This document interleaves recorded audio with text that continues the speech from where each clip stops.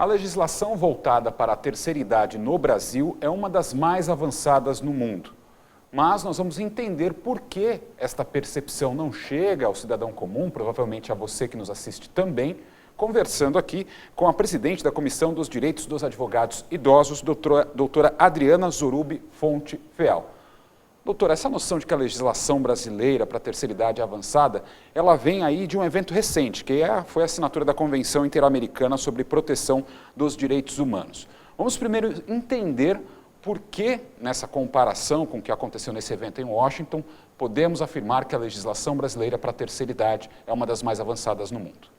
Bem, Paulo Henrique, nós temos já, em primeira análise, a Constituição Federal de 1988, que traz abarcada o direito da terceira idade. E o direito da terceira idade, não só apenas voltada para o aspecto previdenciário, mas pelo aspecto da inclusão social da terceira idade, ou seja, o direito da pessoa idosa de ter a proteção e o amparo da família, da sociedade e do Estado. Isso já é um documento previsto na própria Constituição Federal. Passado isso, nós temos a Política Nacional do Direito do Idoso, que traz toda a questão também da proteção, do bem-estar e da assistência voltados para a pessoa idosa. E também temos o Estatuto do Idoso, datado de 2003, que abarca as questões dos direitos da terceira idade, tais como o transporte, a vida, a saúde, o trabalho, a assistência social, a previdência social, em que pese que tenha uma legislação própria, ela vem também mencionada no Estatuto do Idoso como um direito pertinente ao envelhecimento e à terceira idade, entre outros direitos que ali estão estabelecidos. Então, esta Convenção Interamericana de Direitos Humanos, dado a todos esses documentos que nós temos dentro do nosso território nacional, ela não oferece grandes novidades, tá? Ela é apenas um instrumento vinculante que abarca as questões da proteção, do bem-estar, da dignidade e da liberdade da pessoa idosa, a exemplo que nós temos da Declaração de Direitos Humanos. E isso vincula o Brasil e os outros países signatários deste tratado e desta Convenção Interamericana que se propõem a desenvolver dentro das esferas nacionais ou das esferas de seus países a política pública voltada para esse segmento da população. Bem, mas é certo que falar que a legislação brasileira para a terceira idade é super avançada é algo que causa estranheza ao cidadão comum. A gente não tem como identificar o que cada imaginário coloca diante disso.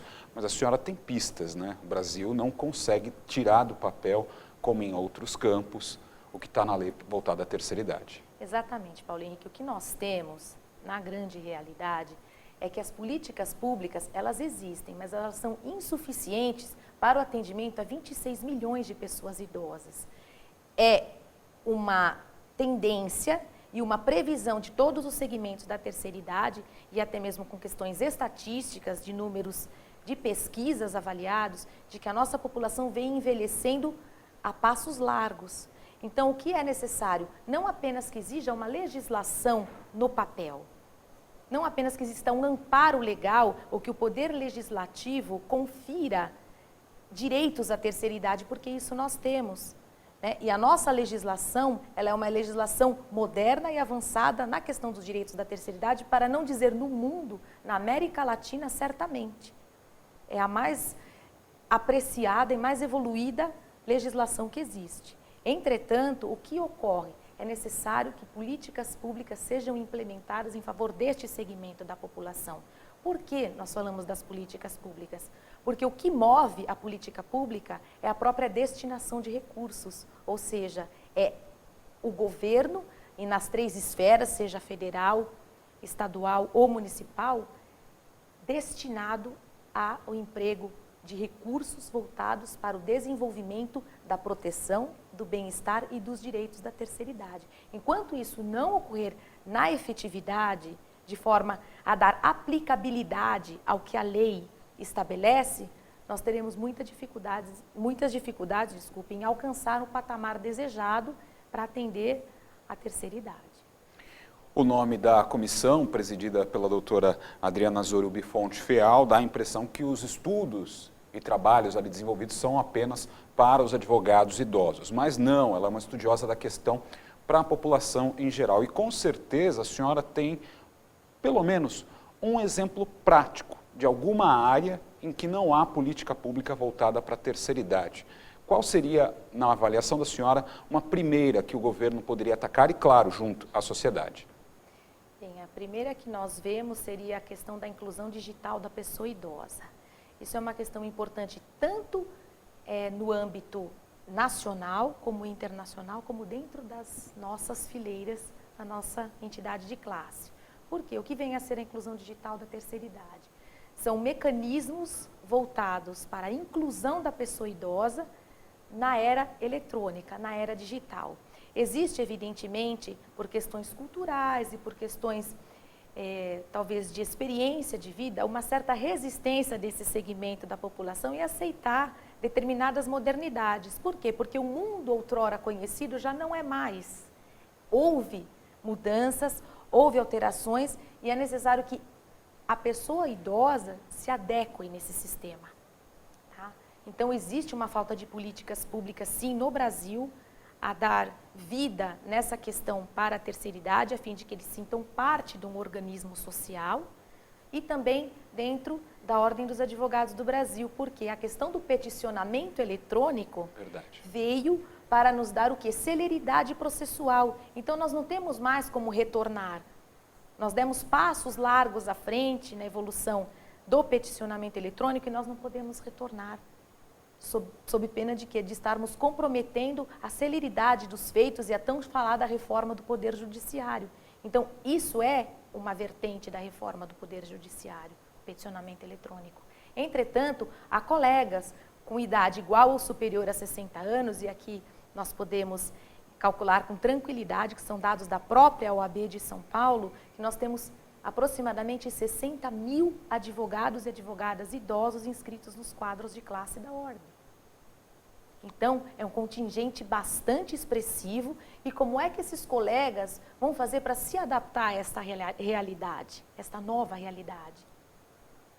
E ainda quem é advogado tem a Ordem oferecendo cursos, palestras com relação ao processo eletrônico, mas nada substitui uma política pública. Uma entidade isolada não tem potencial para resolver um problema desse tamanho. Nós estamos avaliando, Paulo Henrique, duas vertentes. A primeira seria a questão da política pública voltada para a questão do segmento da terceira idade no tocante à inclusão digital, e também estamos falando da nossa política de classe, da nossa entidade de classe, que tem este particular. Evidentemente que a OAB tem providenciado cursos e palestras, inclusive até foram bastante frequentados no início, que o Departamento de Cultura e Eventos e a própria Escola Superior da Advocacia tem proporcionado isso aos advogados. Entretanto, nós temos uma questão cultural, uma questão de resistência à modernidade, e é isso que nós que é anterior ao processo eletrônico. Que é anterior ao processo eletrônico, exatamente.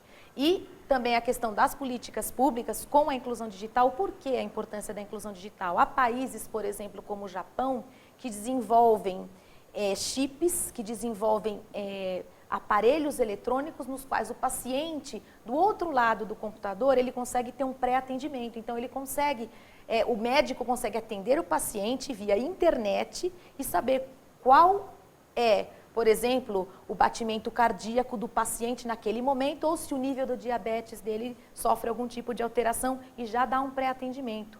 Há algumas pessoas que discutem, por exemplo, se isso não estaria outorgando uma certa frieza no atendimento médico, mas não. É interessante a gente avaliar que se um paciente sofre de mobilidade reduzida, por exemplo, um pré-atendimento pode fazer toda a diferença na própria vida do paciente. Então, isso seria muito importante, mas como o idoso no Brasil hoje pode se organizar para ser atendido dessa maneira se ele sequer sabe ligar o computador? Doutora, muito obrigado, até a próxima. Eu que agradeço o convite, estamos à disposição.